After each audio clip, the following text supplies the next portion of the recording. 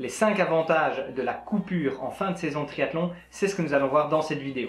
Juste avant, tu le sais, tu peux recevoir 4 plans d'entraînement adaptés à la distance du triathlon que tu prépares et adaptables à ton propre emploi du temps. Pour ça, clique juste ici ou sur le lien qui est dans la description.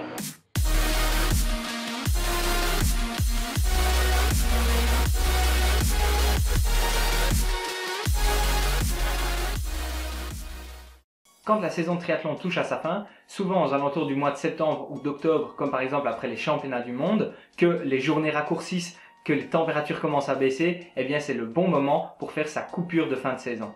Et justement, le mot coupure illustre bien le fait qu'on coupe sa saison avant d'entamer la suivante. Et même si pour certains cette période peut paraître un peu triste, elle est en fait très importante pour la suite de notre progression. Tout d'abord, ça va nous permettre de laisser le temps au corps de se régénérer physiquement et physiologiquement. Parce qu'après une saison riche en gros entraînements et en compétition intense, eh bien, nos muscles, nos os, nos cartilages, nos ligaments, nos tendons ont souvent bien souffert et donc c'est l'occasion de leur laisser le temps de se régénérer.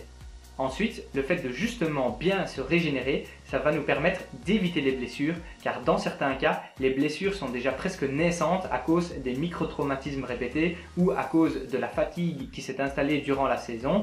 Et donc c'est le bon moment pour laisser ça de côté, au lieu finalement de devoir couper en plein milieu de sa saison parce que c'est à ce moment-là qu'on est blessé et qu'on ne l'a pas fait plus tôt. Troisièmement, ça nous permet aussi de prendre du recul et de récupérer mentalement et psychologiquement. Parce que pendant plusieurs mois, on s'est concentré sur un objectif ou plusieurs objectifs, on s'est entraîné de manière assez intense et donc maintenant, c'est l'occasion de sortir un petit peu le nez du guidon pour faire d'autres choses et c'est la meilleure façon de retrouver la motivation dans quelques semaines à la fin de la coupure. Et en fait, le quatrième avantage, c'est d'éviter le burn-out sportif qui peut être lié à la lassitude ou à la fatigue parfois chronique qui s'est installée durant une saison. Et tout ça, ça va permettre de ne pas avoir une grosse baisse de motivation à un moment clé de la saison où là justement on aura besoin d'être concentré à 200% sur ce qu'on fait et sur son entraînement pour pouvoir performer en compétition. D'ailleurs, si tu veux performer davantage sur tes compétitions et que tu apprécies cette vidéo, abonne-toi à la chaîne des triathlètes motivés qui veulent progresser car je publie une vidéo tous les lundis et tous les jeudis et je suis sûr que tu ne veux pas les louper. Enfin, le cinquième avantage, c'est que si on récupère correctement entre deux saisons pour repartir frais et motivé lors de la saison suivante, ça va nous permettre d'avoir des fibres musculaires qui seront plus développées et plus fortes. On aura aussi fait le plein d'hormones bénéfiques au développement de notre corps et donc de nos performances. Et ainsi, on va progresser sur le long terme. Et c'est vraiment sur ce dernier point que je veux insister, puisque notre objectif, c'est de progresser de manière saine et durable sur le long terme.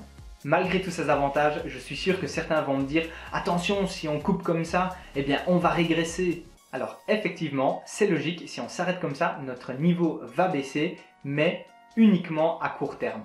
Car en fait, si on ne fait pas cette coupure, eh bien la plupart des phénomènes que j'ai expliqués juste avant n'auront en fait pas lieu et ça va nous limiter dans notre progression sur le long terme.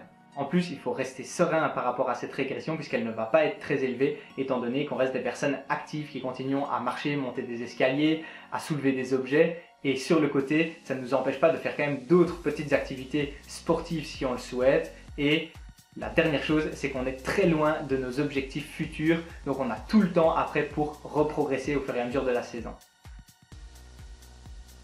Idéalement, on va faire notre coupure à la fin de la saison après notre dernière course, mais on verra dans la prochaine vidéo comment faire une bonne coupure de fin de saison en triathlon.